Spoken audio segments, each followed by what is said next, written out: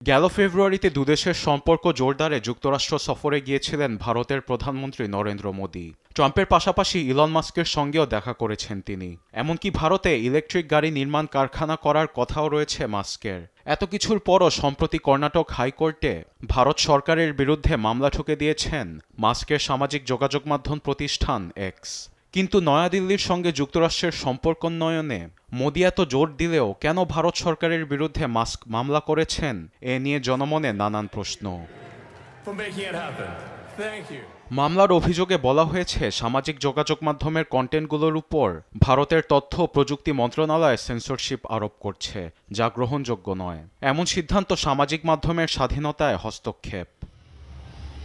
এদিকে ভারতের ২০০০ সালের তথ্য প্রযুক্তির আইনের ৬৯ ধারা অনুযায়ী নিরাপত্তা জনসাধারণের জন্য হুমকিস্বরূপ কন্টেন্ট অপসারণের অধিকার সরকারের আছে, তবে তা নানান প্রক্রিয়ার মধ্য দিয়ে যেতে হবে। যদিও নতুন আইনে কোনো রকম বিচারিক পর্যালোচনা ছাড়াই মোদী সরকার কন্টেন্ট সরাতে পারবেন। এই মামলাটি নিয়ে সাবেক তথ্যমন্ত্রী রাজীব চন্দ্রশেখর ও বিজেপির একজন ঊর্ধ্বতন কর্মকর্তা বলেন, আইন সবার জন্য সমান, এক্সের আদালতে যাবার অধিকার আছে। তবে এ নিয়ে ভিন্নমত দিয়েছেন আইনজীবী অপার গুপ্তা। কোনো নির্ধারিত কর্মকর্তা সরকারকে কন্টেন্ট সরানোর জন্য অনুরোধ করবে, এই ব্যবস্থা সায়োগ পোর্টালে নেই।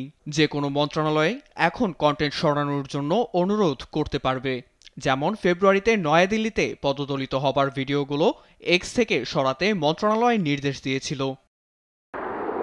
এমন পরিস্থিতিতে ভারতে এক্সের ভবিষ্যৎ নিয়ে এত জলদি মন্তব্য করা ঠিক হবে না বলে জানান এ আইনজীবী। তবে বিশেষজ্ঞরা বলছেন, এ মামলার কারণে ভারত ও যুক্তরাষ্ট্রের সম্পর্কে খুব একটা নেতিবাচক প্রভাব পড়বে না। আরবেদ আফসার, নিউজ ডেস্ক, দেশ টিভি।